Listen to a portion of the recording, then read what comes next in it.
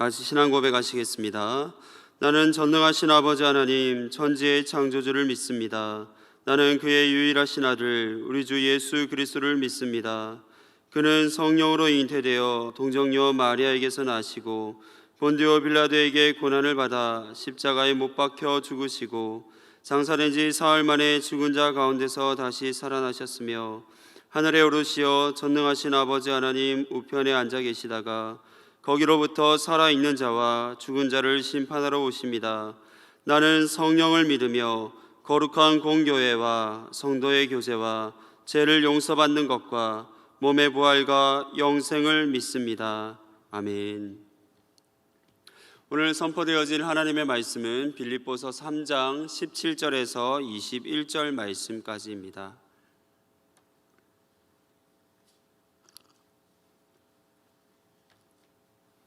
빌립보서 3장 17절에서 21절까지입니다. 신약성경 321쪽에 있습니다. 하나님의 말씀을 제가 봉독해 올리겠습니다. 형제들아, 너희는 함께 나를 본받으라. 그리고 너희가 우리를 본받은 것처럼 그와 같이 행하는 자들을 눈여겨보라. 내가 여러 번 너희에게 말하였거니와 이제도 눈물을 흘리며 말하노니 여러 사람들이 그리스도의 십자가의 원수로 행하느니라. 그들의 마침은 멸망이요 그들의 신은 배요 그 영광은 그들의 부끄러움에 있고 땅의 일을 생각하는 자라. 그러나 우리의 시민권은 하늘에 있는지라. 거기로부터 구원하는 자 곧 주 예수 그리스도를 기다리노니 그는 만물을 자기에게 복종하게 하실 수 있는 자의 역사로 우리의 낮은 몸을 자기 영광의 몸의 형체와 같이 변하게 하시리라. 아멘. 오늘 나를 본받으라는 말씀의 제목으로 함께 은혜를 나누고자 합니다. 바울은 복음을 위한 삶에 대해서라면 누구와 견주어도 비교될 수 없을 만큼 열심 있는 삶을 살았습니다. 오랜 시간 어떤 어려움 속에서도 복음을 위한 삶을 살았던 달인이 바울입니다. 그렇기에 바울과 같은 입장이라면 복음을 위해 내가 이만큼 수고했기에 나는 칭찬받을 만해 라고 하면서 멈춰 설 수 있고 그 자리에 이제 머물러 있을 수 있음에도 바울은 안주하거나 멈추는 것이 아니라 복음을 위해서 계속해서 달려가는 삶을 살아가는 것을 보게 됩니다. 신앙생활을 함에 있어 끝이란 없습니다. 신앙생활의 끝은 하나님의 보좌 앞에 이를 때이며 그렇기에 우리는 신앙생활을 한다라고 하면 그 신앙의 끝에 이를 때까지 날마다 달려가는 삶을 살아야 합니다. 하나의 말씀을 발견하면 또 다른 말씀을 발견하기 위해서 내가 붙잡고자 했던 그것을 붙잡으면 또 다른 하나를 붙잡기 위해 끝까지 달려가는 신앙의 삶을 살아야 하는 것입니다. 바울이 이러한 삶을 살아갈 수 있었던 이유는 단 하나입니다. 그리스도 예수께 붙잡혔기 때문입니다. 우리 또한 그리스도 예수께 붙잡힌 삶이 되어 끝까지 믿음의 경주를 쉬지 않는, 끝까지 믿음의 경주를 달려갈 수 있는 우리 모두가 되기를 기대합니다. 표대를 향해 끝까지 달려가기 위해 우리에게 필요한 것이 무엇이겠습니까? 먼저는 뒤의 것을 잊어버려야 합니다. 표대를 향해 가다 보면 실수하고 실패할 수 있습니다. 인생이란 완벽할 수 없습니다. 그렇기에 과거의 실패, 과거의 영광, 현재의 상황에 사로잡혀 있는 것이 아니라 예수님을 바라보며 전진하는 삶을 살아가야 될 줄 믿습니다. 다음으로는 능동적인 태도, 적극적인 자세가 필요합니다. 능동적인 태도, 적극적인 자세가 필요하다라고 해서 하나님의 이끄심과 인도하심을 무시한 채 내가 원하는 대로, 내가 계획하는 대로 나아가라는 것이 아닙니다. 하나님께서 우리의 삶을 이끌어 가시는 그 방향 안에서 순종하는 삶이 필요합니다. 하나님께서 나에게 맡겨주신 모든 것에 감사하며 최선을 다하는 삶을 살아가야 되는 것입니다. 마지막으로 모든 평가를 하나님께 맡겨야 합니다. 신앙의 경주는 다른 사람과의 경주가 아닙니다. 그렇기에 다른 사람들과 비교해서 잘했다 못했다로 평가될 수 없습니다. 우리 믿음의 여정에 대한 평가는 내가 할 수 있는 것이 아니라, 사람이 할 수 있는 것이 아니라 하나님께서만 하십니다. 그렇기에 믿음의 표대를 향해 달려가는 것에 집중해야 됩니다. 사람의 평가에 집중하고 사람의 시선에 우리의 관심을 빼앗기는 것이 아니라 하나님께 집중하고 하나님께 평가받기 위해 달려가는 것, 하나님을 향해 나아가는 것에 집중하는 우리의 삶이 되어야 합니다. 우리의 믿음의 여정이 어디에까지 이르게 되었는지 우리는 다 알지 못합니다. 그렇기에 우리가 이만큼 왔으니라고 내가 스스로 판단하고 끝내는 것이 아니라 지금부터 믿음의 여정을 다시 시작한다는 생각으로, 지금 내가 믿음의 여정의 출발점에 서 있다라는 마음으로 열심을 다해 믿음의 여정을 달려갈 수 있는 우리 모두가 되기를 간절히 소망합니다. 바울은 표대를 향해 나아가는 자신의 모습을 신앙생활의 표준 모델로 제시하고 있습니다. 17절의 말씀을 보면 형제들아 너희는 함께 나를 본받으라. 그리고 너희가 우리를 본받은 것처럼 그와 같이 행하는 자들을 눈여겨보라. 아멘. 바울은 빌립보 교인들을 향해 나를 본받으라 명령합니다. 본이 되는 삶의 평가는 내가 내릴 수 있는 것이 아닙니다.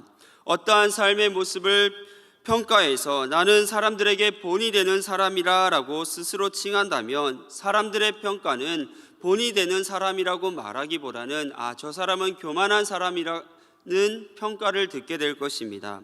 아무런 관계가 없는 사람들에게도 나를 본받으라라고 하면 교만한 사람으로 비춰질 것입니다.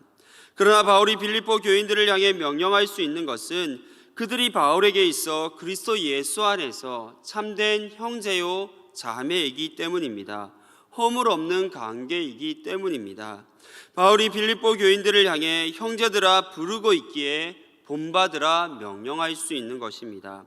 우리는 바울과 같은 시대를 살고 있지는 않지만 한 분이신 하나님을 믿고 그리스도 예수 안에서 한 형제요 자매로 지내고 있기에 오늘을 살고 있는 우리들에게도 바울은 나를 본받으라 명령합니다. 함께 나를 본받으라는 것은 같이 모방하는 자라는 뜻입니다. 모방은 대부분 예술 작품이나 명품 작품에 대해서만 모방을 합니다. 즉 가치 없는 일에 대해서, 가치 없는 물건에 대해서는 모방하는 일이 없습니다. 제가 아무리 열심히 열과 성의를 다해서 저 나름대로의 멋진 작품을 한 점 그렸다라고 한다 할지라도 제가 그린 그림을 사람들이 평가할 수는 있지만 제가 그린 그림을 모방하는 일은 없습니다. 왜 그렇습니까? 제가 그린 그림은 아무리 열심을 다해 그렸다 하고 제가 노력했다 할지라도 그들에게 예술적 가치, 모방할 만한 가치가 없기 때문입니다. 삶에 대한 모방도 마찬가지입니다. 우리에게 아무런 영향력이 없는 삶을 살아왔던 한 인물에 대한 모방은 시간 낭비일 뿐입니다. 빌립보 교인들의 입장에서 신앙생활에 본이 되고 따를 수 있을 만한 가치를 가진 인물이 누구이겠습니까? 바로 바울입니다. 그래서 바울은 어떠한 삶의 모습 속에서도 표대를 향해 한 걸음 한 걸음 나아가고 있는 자신의 삶을 본받을 것을 명령하고 있습니다. 여기서 바울은 단순히 내가 신앙생활을 열심히 하고 있으니까, 내가 표대를 향해 열심히 걸어가고 있으니까, 내가 너희보다 신앙의 기준에서 앞서 있으니까 나를 본받으라 명령하는 것이 아닙니다. 바울은 단순히 나를 본받으라 명령하는 것이 아니라 함께 모방하자라고 분명하게 밝히고 있습니다. 바울 또한 예수님을 모방하는 삶을 살고 있다는 것을 알려주고 있습니다. 결국 바울이 나를 본받으라는 것은 나도 예수를 따라가기 위해 오늘도 열심히 노력하고 있다. 그러니 그렇게 너희도 나와 같이 예수를 본받기 위해 노력하는 삶을 함께 살아가자라고 그렇게 명령하고 있는 것입니다. 신앙생활을 시작하면 나를 전도하신 분의 모습을 본받고 그리고 교회를 이끌어가는 목회자의 삶을 본을 받게 됩니다. 본이 될 수 있는 분이 있다는 것은 큰 축복입니다. 하지만 인간은 완벽할 수 없습니다. 우리에게 본이 되는 사람도 변질될 수 있다라는 것입니다. 누군가에게 본이 되는 삶을 살아왔던 인물마저도 때때로 시간이 지나다 보면 변질되고 그 모습을 잃어버릴 수 있습니다. 그렇게 우리는 사람이 아닌 예수님을 모방하는 삶을 살아가야 될 줄 믿습니다. 예수님을 모방하는 삶을 살기 위해 우리는 말씀을 가까이 해야 합니다. 예수님께서 이 땅 가운데 행하신 모든 일을 성경 말씀이 기록하고 있습니다. 뿐만 아니라 예수님을 모방했던 믿음의 선진들의 삶의 모습이 이 성경 안에 다 기록되어져 있습니다. 외형적으로 보여지는 사람이 아닌 보여지고 들려지는 말씀을 따라 살아가는 우리 모두가 될 수 있기를 간절히 소망합니다. 바울은 17절에서 다시 한번 본받는 것처럼이라는 표현을 사용하고 있습니다. 여기서 사용하고 있는 본이라는 단어는 앞에서 이야기하고 있는 모방이라는 뜻을 가진 것이 아니라 흔적 또는 모범이라는 뜻을 가지고 있습니다. 즉 여기서 말하고 있는 본을 받는다는 것은 모범이 되는 이의 삶의 흔적이 자신에게 새겨지는 것입니다. 바울에게는 지울 수 없는 예수님의 흔적이 남아 있습니다. 그리고 자신의 삶을 따라가는 디모데와 에바브로디도를 빌립보 교회로 보냅니다. 그들을 눈여겨보라고 말씀하고 있습니다. 디모데와 에바브로디도를 눈여겨보라는 것은 그들 또한 예수님을 모방하는 삶을 살아가고 말씀을 따라가고 있는 삶을 살고 있다는 것을 알려주는 것입니다. 바울 자신도 바울이 빌립보 교회에 보냈던 믿음의 인물들 또한 예수님을 바라보고 예수님을 모방하고 예수님을 따라가는 삶을 살고 있는 것입니다. 우리들 또한 예수님을 바라보고 예수님을 모방하는 삶을 살아가는 믿음의 성도들이 되기를 바랍니다. 우리는 날마다 나 자신에게 질문을 던져야 됩니다. 나는 예수님을 모방하는 삶을 살고 있는가? 예수를 믿는 삶이 무엇인지 궁금해하는 사람들이 있을 때에 나의 삶을 한번 보십시오라고 말할 수 있는 삶을 살고 있는지 우리 자신을 점검해 보아야 합니다. 오늘 우리의 삶이 신앙적으로 어려움을 겪고 힘들어하는 이들에게 도움이 되는 삶, 그들에게 힘이 되어줄 수 있는 삶을 살아갈 수 있기를 바랍니다. 그들이 궁금해하고 있는 그 영적인 세계에 대해서 답을 던져줄 때에 표준이 될 수 있고 모델이 될 수 있는 내 삶이 될 수 있기를 간절히 소망하며 기대합니다. 교회 안에 신앙의 본이 되는 이들이 있다라고 하면 그 반대의 입장에 있는 이들도 있습니다. 18절의 말씀을 보겠습니다. 내가 여러 번 너희에게 말하였거니와 이제도 눈물을 흘리며 말하노니 여러 사람들이 그리스도의 십자가의 원수로 행하느니라. 아멘. 우리는 언제나 예수님을 모방하는 삶을 목표로 달려가야 합니다. 이러한 신앙의 모델이 말씀을 통해 믿음의 사람들을 통해 보여지고 있음에도 말씀 가운데로 돌아오지 않는 이들이 있습니다. 바울과 같이 눈물로 기도하며 또 돌아오기를 바라고 그들에게 다가가고 있음에도 불구하고 돌아서지 않는 이들이 있습니다. 교회에 나와서 예배는 드리고 있고 또 말씀을 듣고는 있지만 십자가 보혈의 능력을 믿지 아니하고 여전히 자신의 유익과 만족을 위해 살아가는 삶, 그리고 자신의 육신의 정욕을 위해 자신의 정욕을 채우기 위해 욕심을 채우기 위해 살아가는 이들이 있습니다. 이러한 이들을 향해 바울은 십자가의 원수라고 칭하고 있습니다. 돌아서지 않고 십자가의 원수로 살아가는 그 삶을 계속해서 살게 될 때의 삶의 결과는 명확하게 드러나고 있습니다. 19절의 말씀을 보면 그들의 마침은 멸망이요 그들의 신은 배요 그 영광은 그들의 부끄러움에 있고 땅의 일을 생각하는 자라. 아멘. 새번역 성경은 이렇게 번역하고 있습니다. 그들의 마지막은 멸망입니다. 그들은 배를 자기네의 하나님으로 삼고 자기네의 수치를 영광으로 삼고 땅의 것만을 생각합니다. 십자가의 원수된 삶의 특징의 첫 번째는 멸망입니다.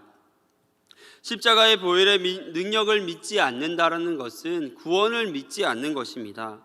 구원을 믿지 않는다는 것은 결국 심판에 이를 수밖에 없다라는 것을, 멸망할 수밖에 없다는 것을 밝혀주고 있습니다. 두 번째는 배를 하나님으로 섬깁니다. 예수 그리스도를 믿지 않기에 자신의 욕망과 욕구를 채워줄 수 있는 것을 하나님으로 삼고 살아갑니다.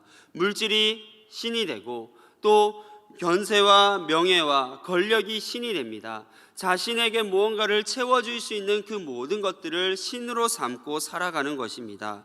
즉 영원한 삶으로 인도할 수 없는 어리석은 것들을 하나님으로 모시고 살게 됩니다. 세 번째는 수치를 영광으로 삼습니다. 영광을 받으시는 분은 하나님밖에 없습니다. 인간의 노력과 수고가 사람들로부터 칭찬받을 수는 있지만 영광받을 수 있는 것은 아닙니다. 내가 자랑스럽게 생각하고 자랑하고 있는 모든 것들이 오히려 내가 수치를 당하는 것이 되는 것입니다. 네 번째는 땅의 일을 생각합니다. 믿음의 사람들은 하나님께 소망을 두고 하늘의 것을 생각하는 사람들입니다. 반대로 십자가의 원수된 자들은 하나님께 소망을 두지 아니하고 땅의 것만을 생각합니다. 이 땅에서 모든 것을 얻고자 채우고자 노력하는 삶을 살아가게 되는 것입니다. 코로나로 인해 많은 국민들이 생활의 불편함과 어려움을 호소하고 있습니다. 여기에 더해 믿음의 사람들은 신앙을 지키기 위해 노력하는 과정 속에 세상 사람들이 이해해 주지 않는 또 다른 어려움들을 겪고 있습니다. 처음에는 이러한 문제들이 문제될 것이 없었지만 시간이 계속해서 이어지고 있기에 오랜 기간 동안 우리가 이러한 어려움들을 겪고 있기에 이러한 문제들로 인해 믿음의 길을 저버리고 또 십자가의 원수로 돌아서는 이들이 계속해서 생겨나고 있습니다. 십자가의 원수로 하나님을 바라보지 않고 세상을 바라보며 세상 가운데로 돌아서는 이들이 많아지고 있습니다. 신앙의 여정이 힘들다고 해서 하나님과 원수되는 삶을 살아가서는 안 됩니다. 지금은 십자가의 원수로 돌아서는 것이 편할 수 있고 또 내게 자유를 주는 것처럼 보여질 수 있습니다. 오히려 지금 편하고 자유로운 것으로 인해 우리에게 주어지는 것은 멸망밖에 없다라는 것을 깨달아야 합니다. 그렇게 힘들고 어려울 때일수록 우리는 하나님만을 바라보아야 될 줄 믿습니다. 예수님만을 바라보며 오늘도 믿음의 길을 걸어가는 우리의 삶이 되어야 됩니다. 왜 그렇습니까? 우리의 시민권이 이 땅 가운데 있는 것이 아니라 하늘에 있기 때문입니다. 20절 21절을 보겠습니다. 그러나 우리의 시민권은 하늘에 있는지라 거기로부터 구원하는 자 곧 주 예수 그리스도를 기다리노니 그는 만물을 자기에게 복종하게 하실 수 있는 자의 역사로 우리의 낮은 몸을 자기 영광의 몸의 형체와 같이 변하게 하시리라. 아멘. 우리는 하나님이 주신 생명을 가지고 이 세상 가운데 살아가고 있습니다. 분명 이 세상 속에 시민권을 소유하고 있습니다. 하지만 믿음의 사람들은 이 세상의 시민권뿐만 아니라 하늘의 시민권 또한 소유하고 있습니다. 만약 영원한 하늘의 시민권이 우리에게 주어지지 않았다면 십자가의 원수처럼 우리들도 이 세상이 요구하는 삶을 살아가면 그만입니다. 속이고 감추고 또 나를 채우는 삶, 거짓의 삶을 살아가면 됩니다. 하지만 우리는 이 땅의 시민권만을 가진 자가 아니라 이 땅의 시민권을 가지고만 살아가는 자가 아니라 하늘의 시민권을 가지고 살아가는 자들이기에 이 세상 사람들과는 다른 삶의 모습을 보여주어야 합니다. 그들과 똑같이 행동해서는 안 됩니다. 속이고 감추는 것이 아니라 거짓 없는 모습을 보여야 됩니다. 나를 채우는 삶이 아니라 나를 비우는 삶을 살아가야 합니다. 진실한 모습을 우리는 날마다 보여줘야 합니다. 이렇게 살아간다라고 해서 감추지 않고 속이지 않고 진실된 모습으로 비우는 삶을 살아간다라고 해서 세상 사람들이 우리의 삶의 모습을 인정해 주거나 알아주지도 않습니다. 그럼에도 불구하고 우리는 날마다 진실되게 날마다 우리의 삶을 비우는 삶을 살아가야 될 줄 믿습니다. 왜 그래야 됩니까? 우리의 본이 되시는 분, 우리가 모방할 수밖에 없는 명품의 삶을 살아가신 예수님께서 이러한 삶을 살아가셨기 때문입니다. 하늘의 시민권을 가진 우리 모두가 예수님을 모방하는 삶을 살아가고 그런 우리의 모습을 마음에 새기는 이들이 많아지게 된다라고 하면 우리를 통해 놀라운 하나님의 역사가 이루어지게 될 것입니다. 지금 우리가 겪고 있는 모든 상황으로 인해 우리가 십자가의 원수로 돌아서는 것이 아니라 우리가 힘들고 어렵기에 우리가 이 모든 가정 속에서 예수님을 더 많이 닮아가는, 우리가 예배할 수 없고 모일 수 없고 힘든 상황, 어려운 상황 가운데 있다 할지라도 예배할 수 있는 그 자리, 내가 머물러 있는 그 자리에서 날마다 예수를 더 닮아가는 우리 모두가 될 수 있기를 간절히 소망하며 기도합니다.